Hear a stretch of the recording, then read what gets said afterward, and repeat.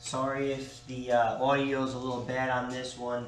I have to use my GoPro because this truck inside my shop here is a little long and obviously high. This is how to tilt a crew cab Isuzu. So I was looking on YouTube and online. It seems like there's no, kind of direction on how to tilt one of these things. Like the standard cab ones, you throw the latch or whatever, and then you can tilt them up. These are a little different from what I found out.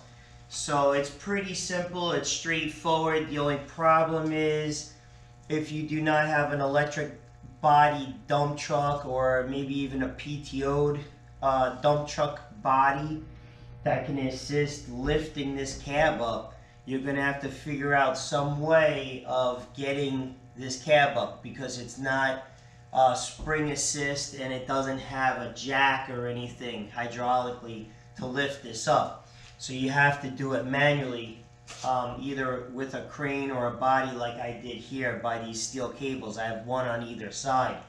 Just make sure you have strong enough cables to hold the weight of this because it is extremely heavy.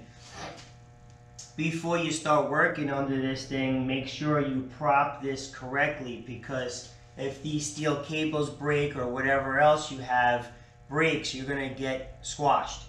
So it's a pretty simple process. I thought it would be a little bit more difficult, but Isuzu made it quite easy.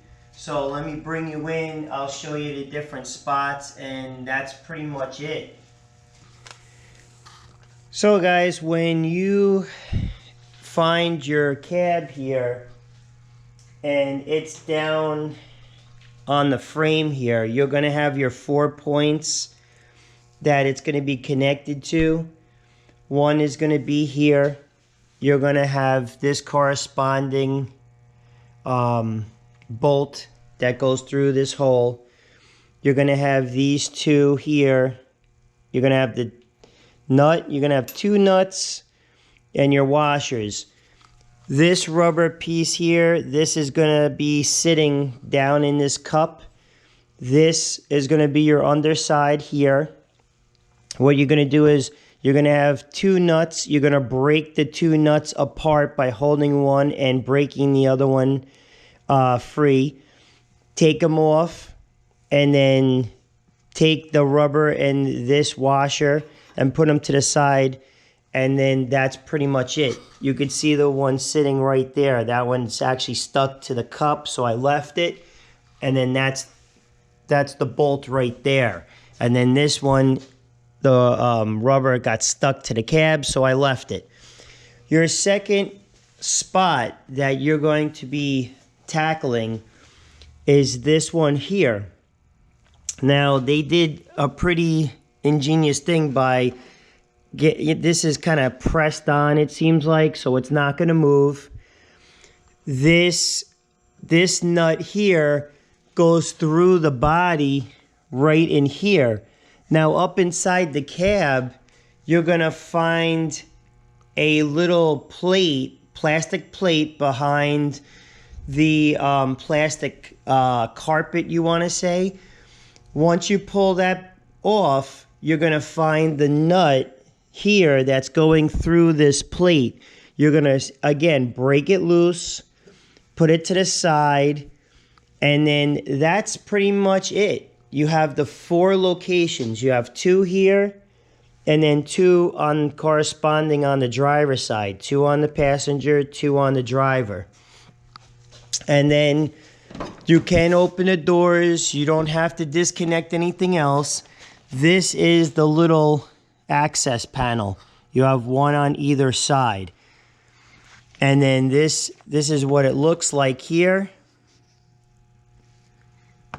And then it doesn't even have screws or anything. It literally is just the push pins.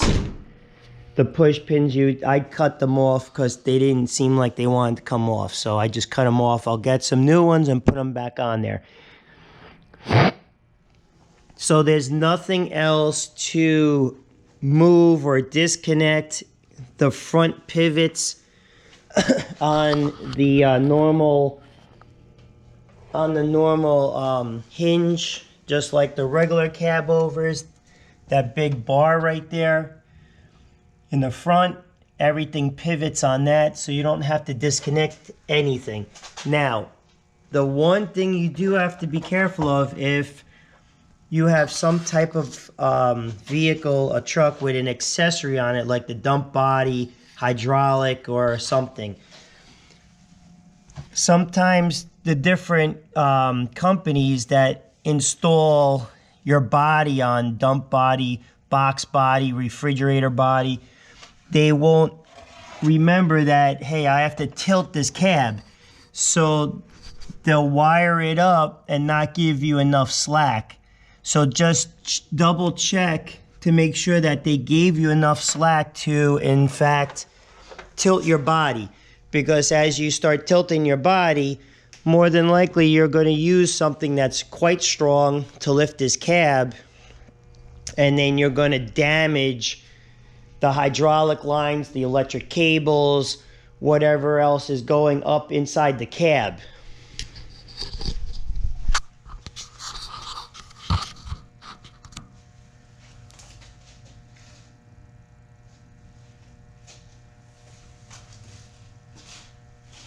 So, as I said before,